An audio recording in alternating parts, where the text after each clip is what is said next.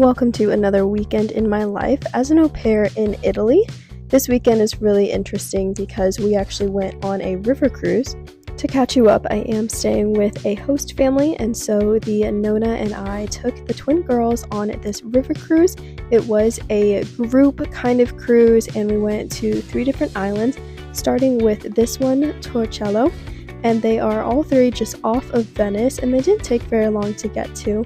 But they were all just as beautiful as Venice, and they were just as full of history and just really interesting architecture. And of course, we had time to walk around, explore on our own, get some food, do some shopping, and just soak in the beautiful scenery that is so characteristic of Italy.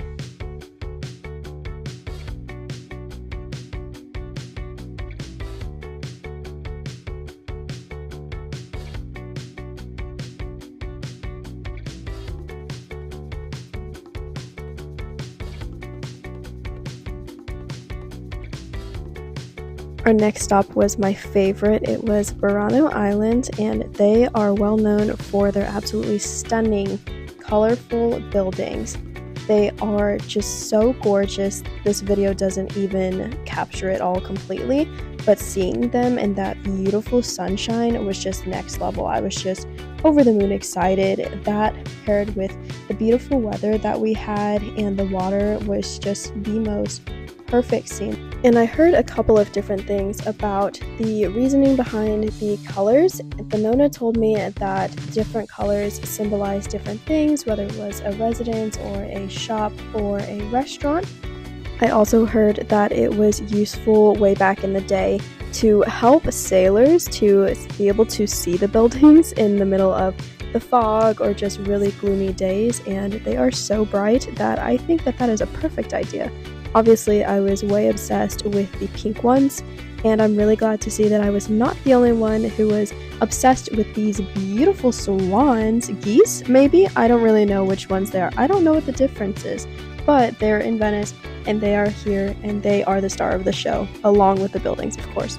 And if you've never had to take videos of yourself or capture yourself on a solo travel, just know that it looks like this. It's pretty hard and kind of awkward, but I was not about to ask the Nona to take videos of me.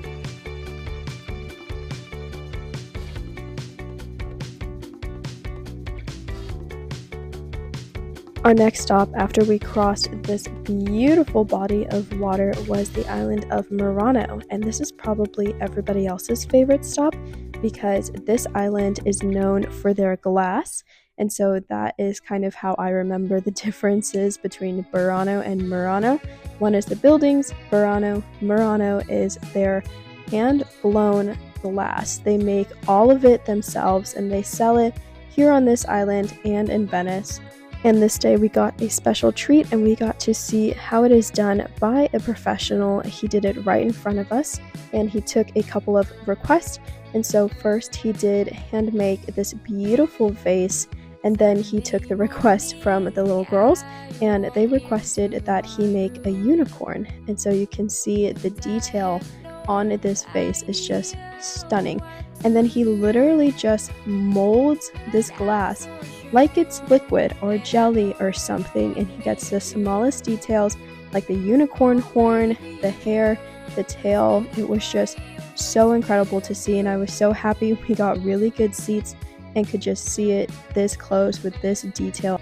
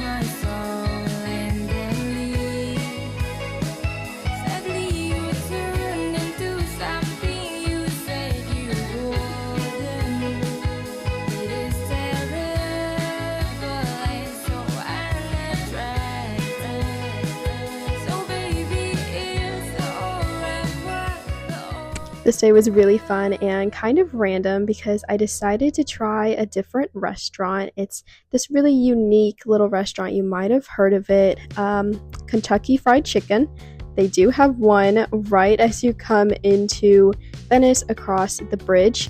It's kind of tucked away, a little bit hidden, but I did find it and I was just craving some home fried chicken. I actually don't eat fried chicken that much, so I really couldn't compare it to any of the ones in America, but they did have a more spectacular view that I could definitely say for sure.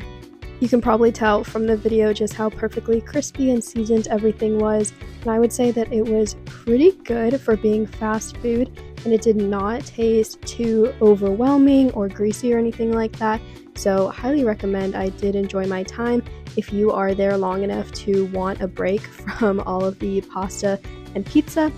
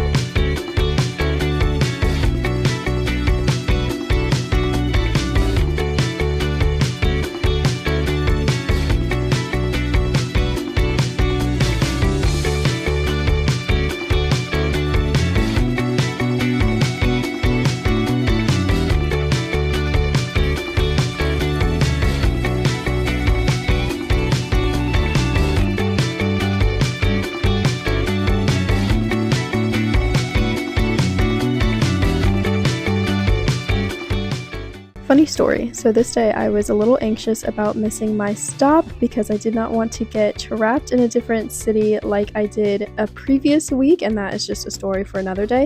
So I got off too early and ended up having to walk a ways down the highway with no shoulder, no sidewalk or anything back to the house.